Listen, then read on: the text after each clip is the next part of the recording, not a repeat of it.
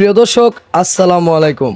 Barrister Suman লন্ডনে পালিয়ে গিয়ে ডক্টর ইউনূস সম্পর্কে কি বললেন, চলুন তার একটা গুরুত্বপূর্ণ ভিডিও দেখে আসি। ডক্টর মোহাম্মদ ইউনূস যখন প্রথমে নোবেল পান, প্রথমে আমরা সবাই কিন্তু আনন্দিত হয়েছি, কিন্তু একটা কারণ এখন পর্যন্ত আমি মিলাইতে পারি নাই যে ক্ষুদ্র ঋণ সুদের ব্যবসা করে একটা মানুষ কিভাবে নোবেল পায়।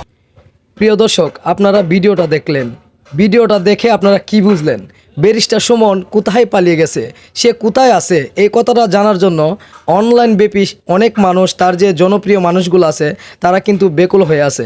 প্রিয় দর্শক, ইতিমধ্যে আমরা একটা ভিডিও দেখলাম, তিনি লন্ডন থেকে বলতেছেন যে আওয়ামী লীগের যত নেতাকর্মী আছে, চলুন আমরা পালিয়ে না গিয়ে একত্রিত হয়ে আন্দোলন করি, আমরা আমাদের অধিকার ফিরিয়ে আনি। প্রিয় দর্শক, তিনি আরও বললেন ডক্টর ইউনূস সম্পর্কে যে ডক্টর ইউনূস একজন খারাপ মানুষ, তার নাকি উদ্দেশ্য সফল হয়েছে, এই ঝামেলা নাকি তিনিই করেছেন, তিনি নাকি বারবার ক্ষমতায় আসার জন্য বিভিন্ন ধরনের ষড়যন্ত্র করেছেন। প্রিয় দর্শক, তিনি বলেছেন যে মামলার হাজিরা দিতে এসে ক্ষমতায় এসে গেল ডক্টর ইউনূস। এই মানুষের হাতে যদি ক্ষমতা দেওয়া হয় তাহলে বাংলাদেশটা আর সোনার দেশে থাকবে না, বাংলাদেশটা ধ্বংস হয়ে যাবে। চলুন আমরা বাংলাদেশকে রক্ষা করি। প্রিয় দর্শক, যে ব্যক্তিটা নিজেই দেশে থাকলো না, লন্ডনে গিয়ে লাইভ করে মানুষকে নতুন একটা আন্দোলনের কথা বলতেছে যে আমরা হাত গুটিয়ে বসে না থেকে চলুন লড়াই করি, আমরা আমাদের অধিকার ফিরে আনি।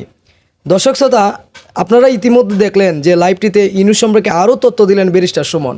তিনি বললেন ডক্টর ইউনূস নাকি গত বছরও বাংলাদেশের প্রধানমন্ত্রী হওয়ার জন্য বিভিন্ন ধরনের ষড়যন্ত্র করেছেন এবং বারবার সেই ষড়যন্ত্রের কাছে তিনিই হেরে গেছেন।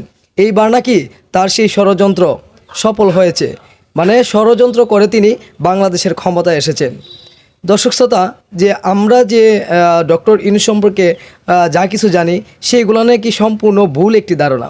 ডক্টর ইউনূস নাকি খুবই খারাপ মানুষ, তার হাতে বাংলাদেশের ক্ষমতা গেলে দেশটা নাকি আর ভালো থাকবে না, বাংলাদেশটা ধ্বংস হয়ে যাবে।